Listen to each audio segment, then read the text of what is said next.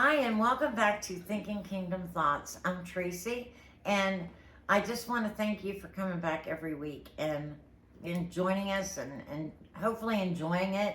If you have any suggestions or changes that you'd like to see happen, be sure and put them in the comments. If you want to reach me personally, I do put my email down in the description. And so if you need it a little more private, you're welcome to do that. So, today's show is about personal testimonies, and I have Joel here. And can you tell us a little bit about yourself? Yes, I'm Joel. I'm a husband and a father, a deacon at Grafted Church, and I'm glad to be here. Yeah, I'm glad you're here too. Yeah, we had to work it out with schedules, but we got it all figured out. So, could you start us out with prayer? Sure. Okay. Sorry for my coughing. Father Yahweh, we love you and we praise you. Thank you so much for the opportunity to be here. Take the opportunity to share your story. They're all our personal testimonies, but really it is the testimony of you working in our lives, guiding and direct us to be what it is that you want us to be. We thank you for every breath that we take and the guidance that you've given us throughout all these times. We pray all this in the name of Yeshua. Amen. Amen. Wow, what a beautiful prayer. Yeah.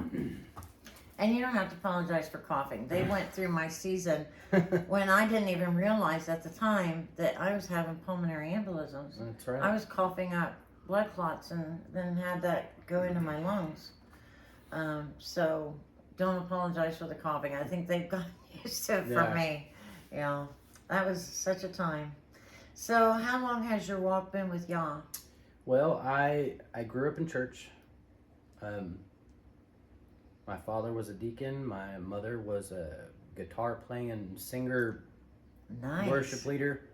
I was part of a duet called The Boys, which was literally just me and my brother went around and sang at churches with our mother.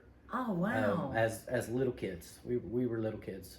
Did anyone get that on video? I would love to see that. I'm sure there's videos out there, some VHS tapes out there somewhere. Yeah. But I don't have any of them. Right. My brother doesn't have any of them. There's a few people around that say they have some, but I have not cared to go get them. I think that'd be so cute. If it was just my mother singing, I would go get them. If it was us, I'd practice. Yeah. But, yeah. And so lifelong believer.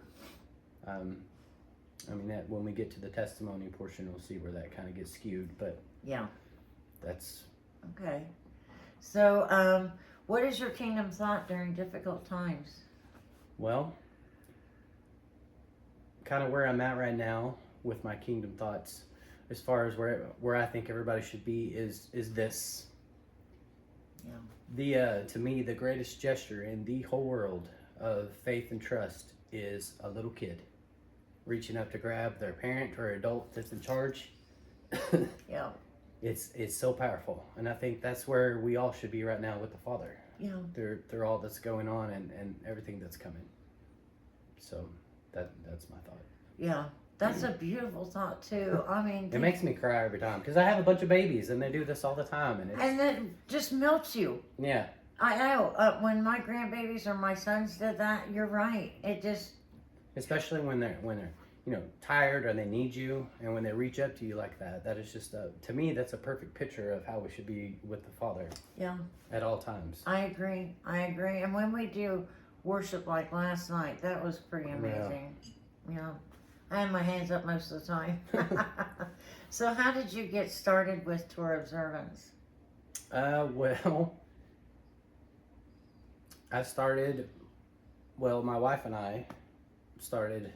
She actually got me in the mindset of thinking this way, as she shared in her video. That if you guys watched that already, yeah, I watched it last week. Hopefully, yeah. She actually called me. It wasn't a conversation.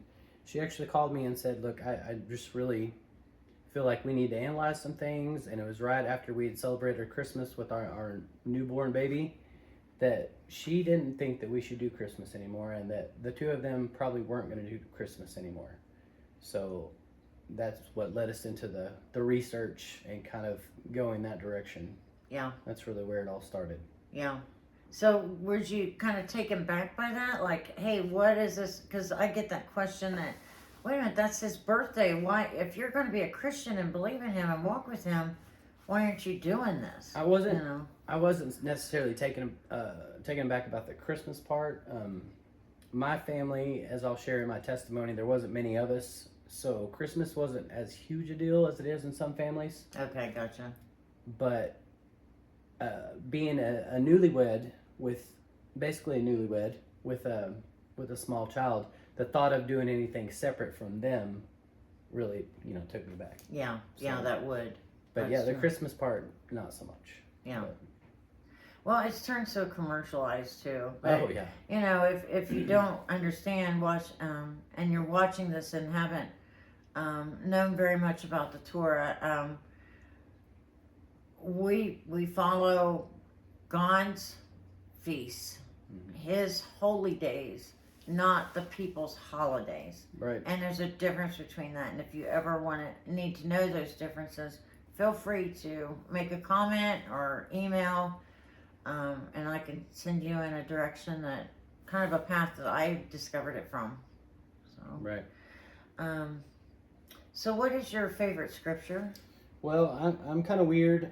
My favorite scriptures change all the time. Yeah. But the one that I read today that I really liked, because I kind of feel like it's how I am, is Romans 15:13. May the God of hope fill you with all joy and peace as you trust in Him, so that you may overflow with hope by the power of the Holy Spirit. And I really, the hope is, I'm a pretty positive guy for the most part. There's been a whole lot go on in both my life before I was married and my married life, and it always seems like I'm the one that brings the hope to the table. Uh-huh. So I really like that verse. Yeah. Like the hope as far as being positive. Right. Yeah. Absolutely. If we don't have hope, what direction you go in? Right. So would you mind sharing your testimony? Absolutely. Well, I was childhood was pretty good in the beginning. My mother and father were both believers. Mm-hmm. Great people. Like I said, my mother was a worship leader. My father was a deacon. Hardworking dad. He was gone quite a bit, or he wasn't gone, but he worked shift work. Yeah. It was kind of, so mom was the go-to and dad was the disciplinarian, and it worked for us. Mm-hmm. I have a younger brother, so it was the four of us, and we had a pretty good go at it for a while. And then when I was 7 years old, Uh-huh. my mother was diagnosed with colon cancer. Oh, wow. And she was given, at the time she was diagnosed, she was all the way stage 4, and she was given 3 months to live, and she ended up living almost 3 full years. But it wasn't, it was a hard 3 years. She was very sick. She left us for a while and went to MD Anderson in Houston to get treatment. Uh-huh. So we were separated for, I don't really remember how long. I think it was 6 or 7 months where our relationship with our mother was over the phone, because she didn't want us to see what she was going through. And then because we were small. Yeah. And when she came back, she had no hair, and she was very weak and frail, and just, she was still mom, but she, you could tell she was different. Yeah. And then through the process, the chemo and the radiation and all that, she was basically told that she wouldn't be able to take care of us anymore, because she just was so sick. And she had her colon removed, she had a colostomy bag and all that stuff. She was just so sick, and she decided that she wasn't going to miss the opportunity to be with us when she could be with us, if that makes sense. Yeah. So she quit the chemo, and she quit the radiation, and sorry. No, this is a rough thing to talk about. One day in particular is really rough. she decided to get off all the medication that made her a little loopy and all that. So she pulled us in the bathroom, and she flushed it all down the toilet. And she said, "Boys," because we were crying, we didn't know what she was doing. Yeah. And she said, "Boys, don't ever let anything like this make you too weak to have a relationship with your family or a relationship with God. So we're done with this." Yeah. So she went the rest, I think she went a full year and a half after that with no medication. Wow. And she took care of us, did our daily stuff, came to my basketball games and all that, and then she eventually passed away. Yeah. So. How old were you when she passed? I want to say I wasn't quite 10 yet. Yeah. I want to say it was, I want to say it was the summer before I turned 10. Yeah. Was That's when so she passed young. away. And then we still had Dad, but it was kind of a weird deal because we always had Dad. He was an outstanding man. Yeah. A good dad, but he worked shift work. He was gone all the time, so we kind of had to figure out our thing. Yeah. We had to figure out how to be to function without Mom there. So there was a little bit of a rough patch there, and we had my entire life. I have been surrounded, and I'm so blessed. I have been surrounded with such wonderful people that were there. I mean, to this day, even to this day, but then especially, they came in and helped us out, and kind of because we were having to figure out how to get places and do all the things with Dad working, and we just had so many people around, so many good people that we were never. It never felt hopeless. You know what I'm saying? Like so many good people that I probably haven't thanked enough in my life. But so there we were, just the boys, 3 men and two boys and a man in the house, and we had a good time. Yeah. We had a good time. We the rest of the time growing up until I got in high school was fantastic. My dad was fantastic. That man he was forced to go back to shift work shortly after that. But he would go days without sleep to make sure he was at all our events. Wow. He would even come to my basketball practices. He'd be over there tired doing this, but he was there. He was always there. Yeah. He always showed up. He was at everything. He was involved. Just a great. If it hadn't been for him, my testimony would probably be a lot sadder than it is. Yeah. I mean, we experienced a lot of loss at that time. We lost Mom, and then we lost both of my grandparents on his side shortly after that. Wow. And then it kind of, like I said, there's not many of us now. Even to this past January, we lost Dad. So the Masoner side's a little skimpy until our kids get older. Yeah. But, and everything was really, like, Dad kept us in church the whole time. I wouldn't say that I was super involved in the church, but we went. Yeah. But about the time I got my driver's license, Dad was still working shift work and all that stuff. And that's kind of when I went on a long stretch of time where I was angry. I was really angry. Yeah. For my mom being taken from me. Right. Yeah. And I guess it didn't really hit me till then, but I was really just I had lots of questions and not really any good answers. Yeah. You know, like, even if I were to ask people, I went to one of those country churches where my brother and I were the youngest people there, basically. Mm-hmm. And there wasn't really a whole lot of those deep answers. It was just kind of, suck it up type of deal. Right. So when I turned 16, I made sure I got a job and worked on Sundays so I didn't have to go to church anymore. And that was the beginning of my falling away and my period of being lost, basically. My dad did everything he could. He was extremely patient with me.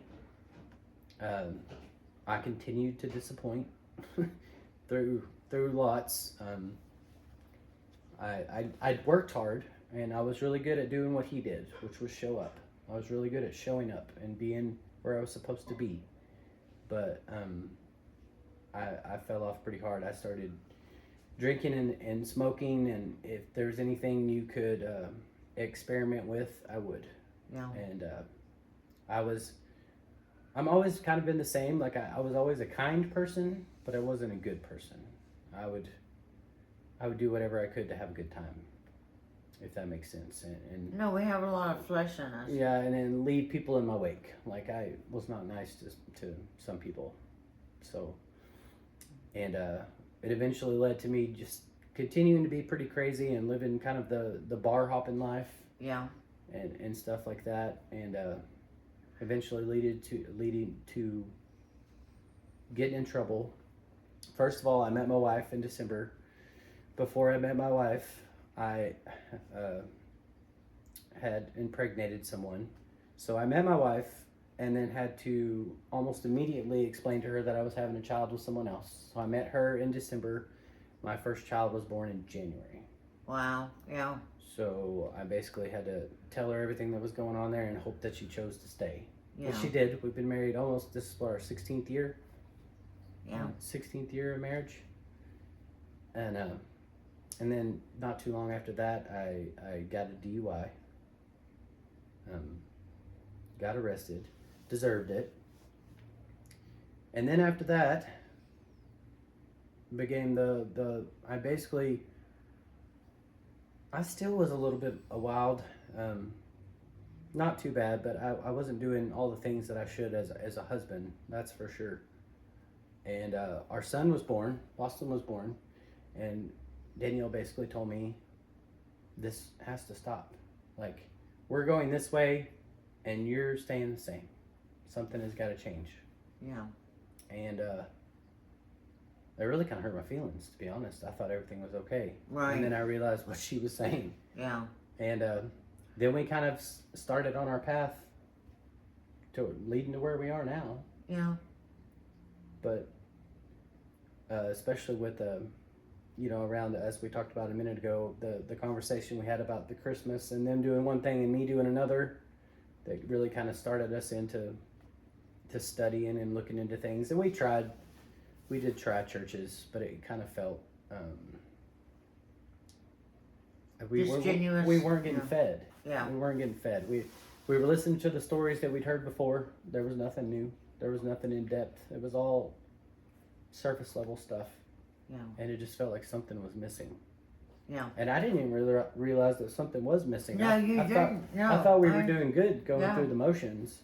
But it did feel disingenuous for me too when I was going to a Sunday worship church and it just didn't seem right. I'm sorry, my mouth's getting dry. But it was as if that's a good way to say it. We just weren't being fed like we are now. Mm-hmm. It kind of felt like I was checking the boxes. Like I was doing okay as long as I was going somewhere, going to church. Just like my dad had always said, just make sure whatever you do that you get to church. He always told me that. Mm-hmm. To me, that's checking off a box. It's not going to get fed. It's making sure I am where I'm supposed to be in order to, it wasn't to receive blessing, it was to do what I was told. Yeah. Does that make sense? Yeah. So as long as it was in church, it kept up the optics that I was doing the right thing. Mm-hmm. But we most certainly weren't getting fed. Yeah. Did he understand that difference once he saw you serving God as a Torah observant, Mm-hmm. and recognizing that? Just the first little dabble, the first little videos just in this mindset of being Torah pursuant were mind blowing. Yeah. It was almost exhausting to think about because it was so much the depth that you go to because you love the Lord. Mm-hmm. Not because you're seeking anything from it, but because you love the Lord. The depth that you should go to me was overwhelming. Like I was like, okay, I thought all I was supposed to do was to show up, go to church, pray, and be a kind person. Yeah. I thought that was all there was. There's so much more. Yeah, there's still, if you want to call it that, a sacrificial system going on, not only if we had the temple, but ourselves, sacrificing, not eating pork, sacrificing, changing, going back to the original Saturday Sabbath, not Sunday Sabbath, Mm-hmm. And it's a way for us to show him that we love him. Right. In John, it says that if you love me, you'll do my commandments. And so that's basically what you're talking about there. Mhm. Yeah. And that's a hard thing to do too when you first. Not working on Saturdays was a huge thing for me, and for the longest time, were observing some feast and putting like some things aside, but I was still working on Saturdays because it's when I made the most money. Yeah. And it took me a long time to step out. I was worried about being the provider. Yes. I wasn't putting in the aspect that it's actually the Father that provides for us. Yeah, that's right. So Yes. Yeah. that's really how it goes. It takes a lot of trust Mm-hmm. to do that. Yeah. It does. And it was really hard for me. I don't know how many endless conversations we had about it. Like, not that it was the last piece, but it was something that we needed to do. And I just couldn't shake it. I was like, because I worked, oh gosh, probably 10 solid years of 2 to 3 jobs. Mm-hmm. So I was gone all the time. So what was one more day to me? Right. You just, when you get in the mindset of you have to provide, you have to do this, and not see the blessings that come with being obedient. Mm-hmm. I didn't get that. Yeah. I didn't see that at all. Yeah, that's difficult for some, and what we have to do is just keep praying and loving and trying to. I don't know what was most effective for you that it really just finally sunk in. Well, once I overcame the fear of not working on Saturdays, when we started keeping more regular Shabbats, and I just noticed the overall mood, atmosphere of the house, our marriage, our children, and just the way things were kind of shaken out seemed to be more in rhythm. Like you were finally Yes. doing something right. Yeah. And that less is more. I was working less, but it would go farther. Yeah. Yeah. It would go farther. There was just, I don't know, it was just all around difference. It's just a mind change. And you don't really see it at first. You're still kind of in that, being that worry wart that something bad's going to happen. But eventually in time, you start to see that even if you weren't looking for a blessing, you were getting one, because everything was starting to come into form the way that you think, the way that it should. Yeah. Yeah. That I've seen that too in other people's relationships, and even my roommate had shared, because he's a waiter, and he said, Fridays and Saturdays is their biggest paydays, and that would make sense. But when he started honoring Friday night to Saturday night, God started blessing him. Mondays were better, and so he wasn't. It was just amazing how God just steps into our lives when we're obedient to Him. He blesses us in some way, It just is mind-boggling, really. It really is. And I just so look forward to the kingdom. And the thoughts that I have for the kingdom, just imagining the gold streets and us being able to worship Him. And be able to talk to Him. And I just, when I start thinking like that, it's like that song, I Can Only Imagine. Right. The song that makes me cry every time I hear it, yeah. And when I first heard that, because I had went through a rough stage too, and had drifted away from God, and when I came back to Him, that song was not new, but I thought it was. It was new to me because I hadn't been in that realm of listening to Christian music for a while. And so when it came on, I was laying in bed and I closed my eyes and I was just, this is amazing. You just put that song out there for me, didn't you? I just thought that it was created, God had done that. And He had played it on the radio at that time, But I found out it had been out for a while. I was the one that was out, not them. So, when you look at little things like that, not just little things, like if I look back upon the times when I was lost, basically, when I had to be brought back, I'd be silly if I didn't mention all the times that, like, I mentioned that I did bad things or or wasn't living correctly. But I was literally in situations in houses and places where when I walked in the door, it's someplace that I go often. This happened twice, 3 times. When I walked in the door, all my friends were there doing what they do, which you weren't supposed to be doing. And there was just a feeling come over me that I needed to leave. Like tonight was not a night to hang out. And one time in particular that I left, got in my truck, backed out of the driveway, and as I turned the corner, the cops pulled in and arrested everyone in the house. Yeah. If you listen to that Holy Spirit, it's just like a small nudge, isn't it? Mm-hmm. You know, that, and if you don't pay attention to it then you have the consequences. Yeah. Yeah, and that's when I always attributed that back to my foundation from my parents.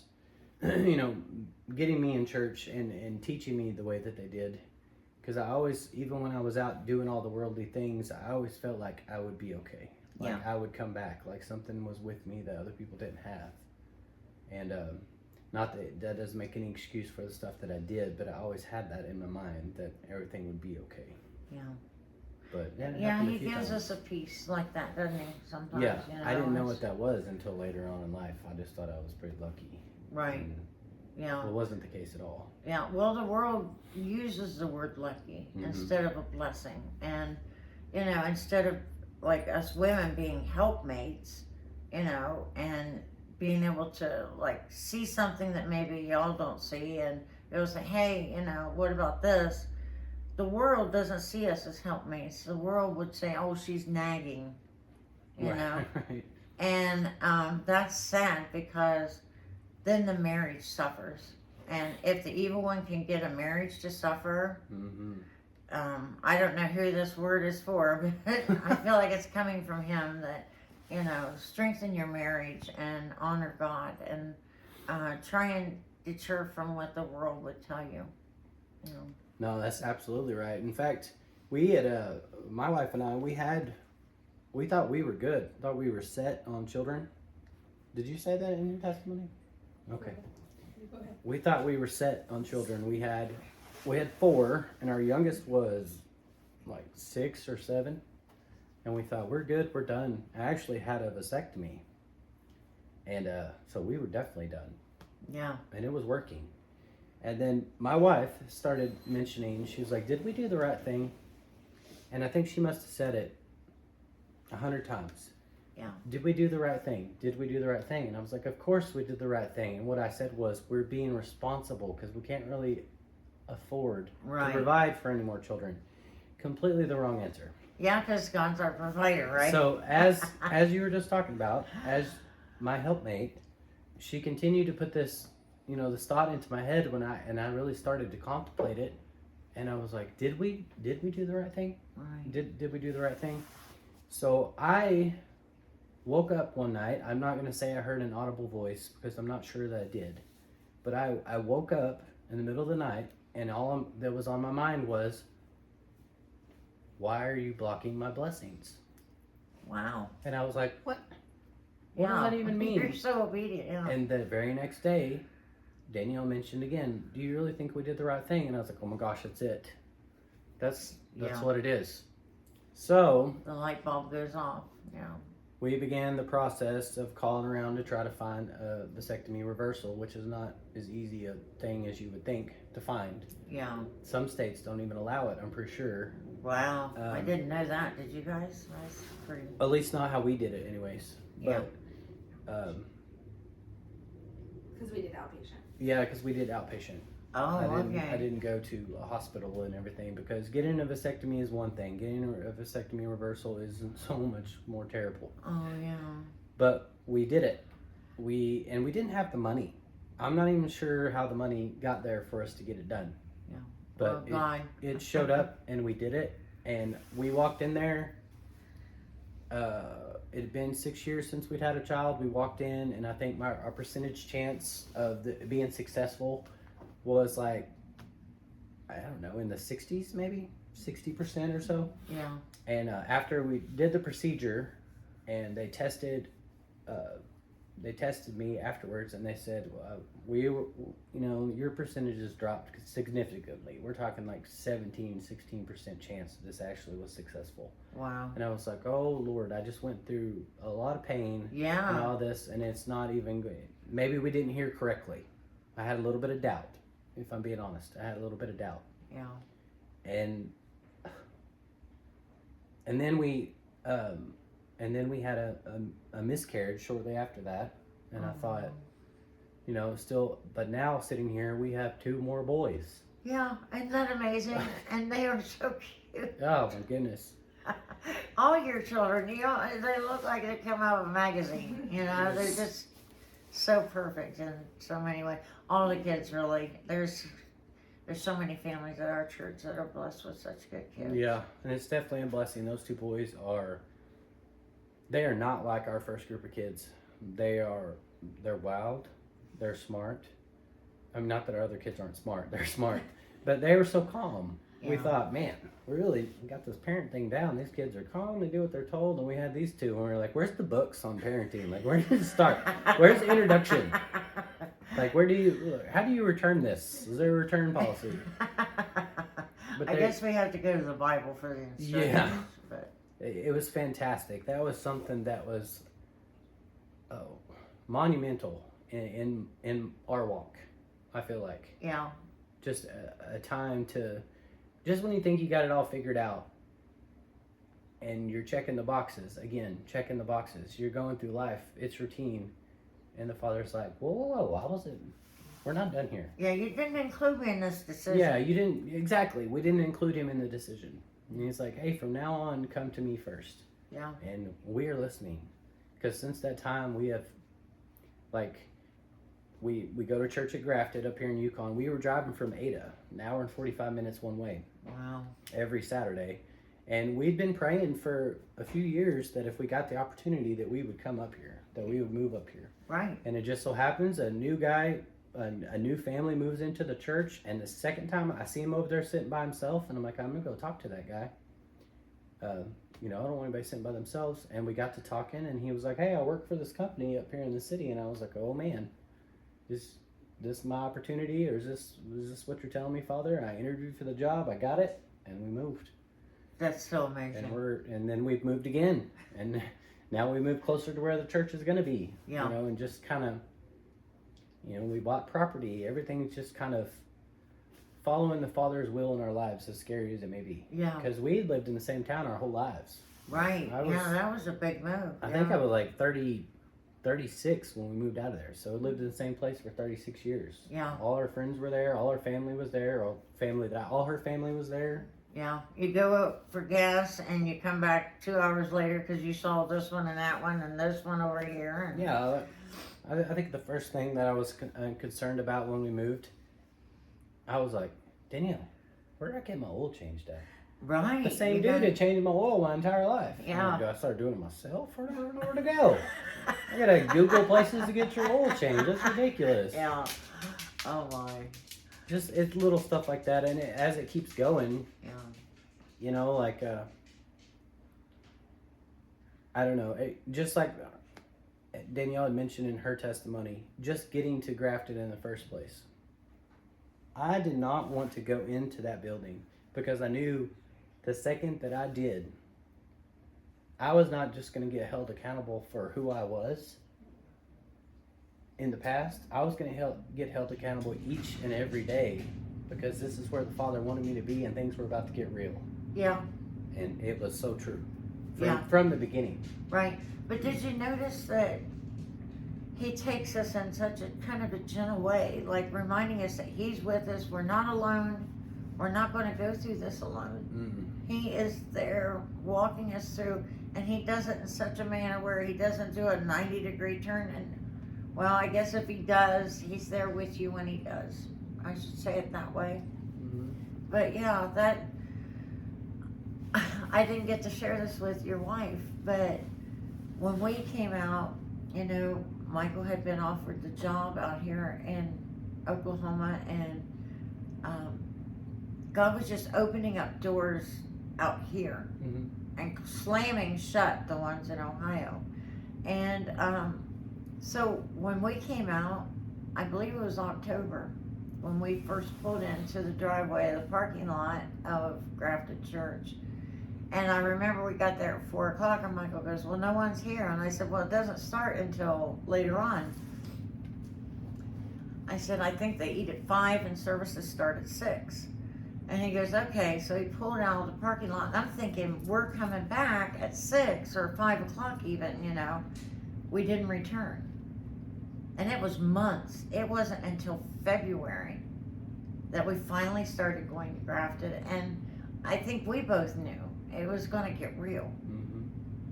That we had a lot of flesh on us that needed to fall off, and we had to be accountable for that. And that if we really loved him, we was going to have to show him that by following his commandments. Mm-hmm. You know, and it's a big step to take. It is. But you wonder if that's the moment that you're kind of saved, because then you're actually showing him what it's worth to have a relationship with him. I mean, think about if we were off for an eternity, when we get a little picky about things, Mm-hmm. you know, I'm going to share my house with you for an eternity. You got to at least like me or love me and show me those things. You know, we got to get along. Mm-hmm. Yeah. We, coming to Grafted in particular, we had tried several things for, it was a lot of it out of fear, not a little bit, but with Danielle's mother, to move to try to find community and stuff like that, and nothing had ever worked out. It had either been the money or the timing or whatever, nothing ever worked out, so we stayed where we were. And then upon coming up here, you know, like the relationships that we've made and stuff, like I never had relationships like that before. I've always had friends, but never the relationships, the depth of the relationships that I have with people now. Yeah. And I think that's what that community aspect is all about, because we are truly brothers and sisters. Okay? Yeah. We know each other inside and out. Yeah. And we do things together, we help each other, and it's something that I was always afraid of, to be honest. The word community or something like that was scary to me. Yeah. But it's not anymore. Right. Because it's the right community. Right. Yeah. And I think that because we, when we go through these tragedies in our lives, Mm-hmm. and we know that someone is fasting and praying for us, and then they celebrate with us with however God's decided to handle that situation, you do get close to that person. Mm-hmm. You know, that I've had that before. When my mom passed away, my oldest sister and I, you know, I was the baby and she of 12, and she was the adult, you know, the oldest, and so she was already out of the house and having a baby the same time mom's having me, so they're pregnant at the same time. So I never really got to know her very well. I did, but I didn't. Like, it wasn't like a friendship type thing or a bond like thing. Mm-hmm. It was just older sister and little sister kind of thing. And she was there when my mom passed away. And let me tell you, she's my best friend now. Because she shared a tragedy with me and wanted to be there and experience that pain.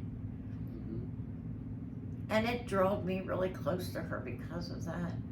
And I think that's what's been happening with Grafted, you know, is Right. that we get in there and we handle the mess together, whatever it is. That's right. And we're forgiving that we, you know, that person's in a mess now. Well, we remember we were in a mess too, and we're probably going to get into another mess, you know. Right. And it might be our flesh that gets us there, you know. Most of the time it does. And so, I am so thankful, because I didn't know until later on. I heard the same thing from Lex, that we're opening up a church in Oklahoma City, and if you want to come, you know, and the address is on the website kind of thing. And I was just like stunned. And I called my best friend, Jenny, who had taught me about Torah and was introducing that to me. I'm like, you not gonna believe this. Lex Meyer, who we've been watching the teachings from, guess where he's at? And she goes, I don't know. And I said, Oklahoma. Not only Oklahoma, but like 5 miles from my son's house. You know, I couldn't believe it that God just put those steps together like he did. And to look at it now, like he knew exactly what tribe he wanted us with. Right. You know, and we did give up everything to follow him. Mm-hmm. The farm that I had developed, Michael and I mean, we had put so much into that. My belief was that I needed to build my heaven here on earth until my time was ready to go to heaven. And I don't know, it took a lot, but he slammed those doors that needed slammed shut. He knew what it was going to take for me to do that. And so keep watching, because I think I'm going to be giving my testimony towards the end of this. Yeah. So that'd be great. I have some of those. My brother and I, first of all, I would be silly not to mention we're talking about grafted along the way. When we were going through after the vasectomy, we were at grafted at that time when we got the reversal. And Amanda actually prayed over Danielle's womb. Wow. But she didn't know that we got Nobody knew. the reversal. We didn't tell anyone. Yeah. So, Wow. you know, if that tells you anything. And then not too longer, we were pregnant with Lincoln. Oh, and Lincoln. Oh my gosh. Oh, God. I was so glad to give him his first set of ZZs. That just excited me so much. But when you're talking about your sister, my brother and I, obviously we grew up in the same house, had the same parents, but we couldn't have ever been two more distant people ever.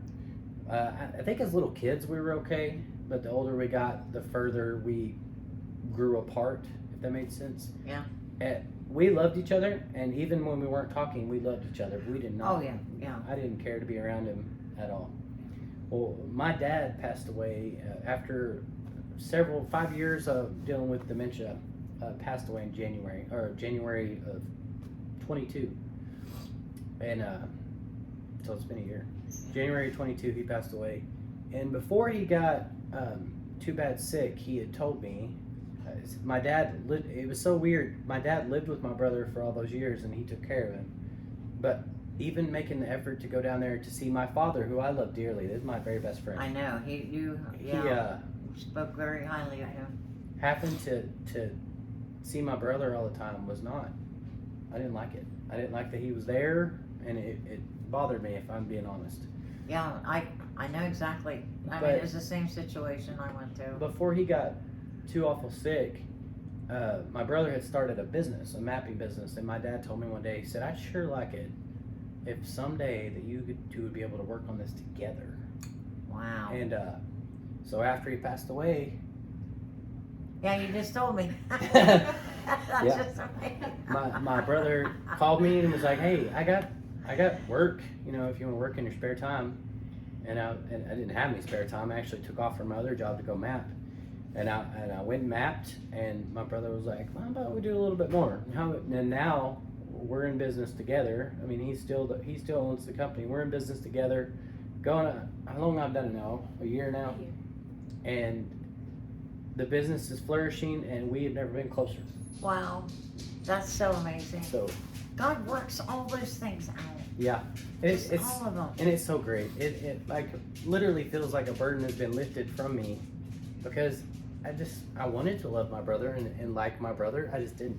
Yeah. And I didn't really know why either. I mean, we are still two completely different people. Like Yeah. if he was sitting here right now, you'd be like, you guys are brothers? You look alike, but that's all you got going for you. Right. But he's one of a kind. Yeah. And he's my brother. So, Right. That's it. Yeah. So it just keeps going. As we dig in closer, and we listen, he still guides us.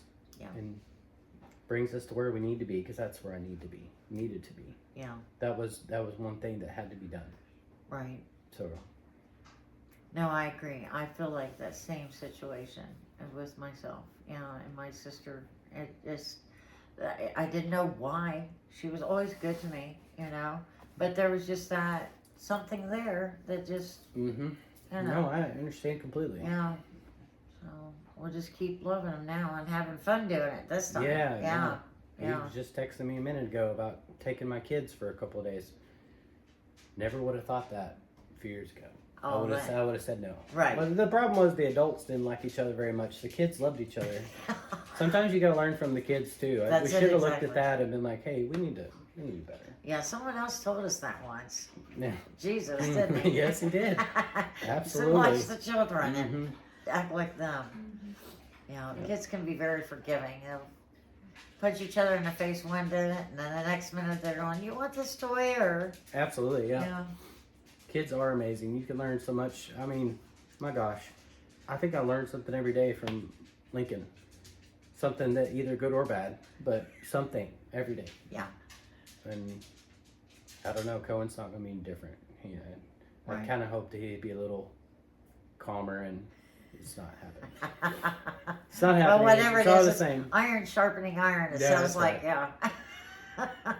So somebody asked me the other day I don't remember who it was. Somebody asked me the other day what it felt like to be the father of so many children. And I said, well, I don't really know how to answer that because I am the father of that many children. I have them. They live with me. I know them.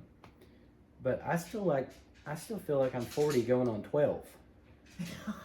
So it's almost like we're kind of on the same level and we're learning together. Does that make sense? No, it does, because I really kind of re-raised myself with my children, with my inner child, you know, because my situation just wasn't exactly perfect how I grew up, and so I was allowed to get that healing done within myself through my children. Oh, they've helped me immensely because, like, losing my mother when I did, first of all, a part that I skipped was my mother, the last part of her life in the hospital, that summer that she passed away, I stayed there at the hospital. Like, they brought a bed in for me and I just stayed there. Yeah. We're out of school. I quit Little League and just stayed with her the entire time. Like, I lived in the hospital with her. Yeah.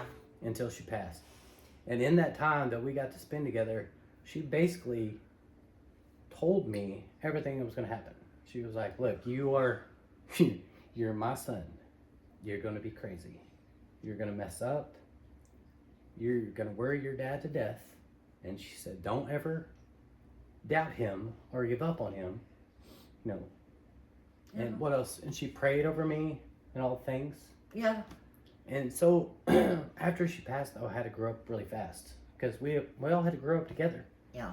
Because she was what kept us all together because we were just a bunch of dudes, you know. Yeah, So, mom's was the glue. yeah. Yeah. So we had to grow up really fast. So when we had kids, I kind of got to be that kid a little bit. You know? got your childhood back. And then Danielle reminded me that I wasn't a kid and I had to do the I stuff. think Michael's got a sign. I don't. I forget how it's written now, but it's something like, I don't want to grow up. I don't. And now we're trying, and now we're teaching kids, and it kind of feels a little bit like it's maybe it's come full circle. Does that make sense? Yeah. Like, kind of back to where we started, but at a different branch. You know what I'm saying? And it's fantastic. I wasn't really sure about it at first, but I love it. Yeah. I do love it. Yeah. God knows what he's doing. He really does. I mean, that's silly for me to say that because we know that he does. If he didn't, he would not be what we would want in a God. But absolutely.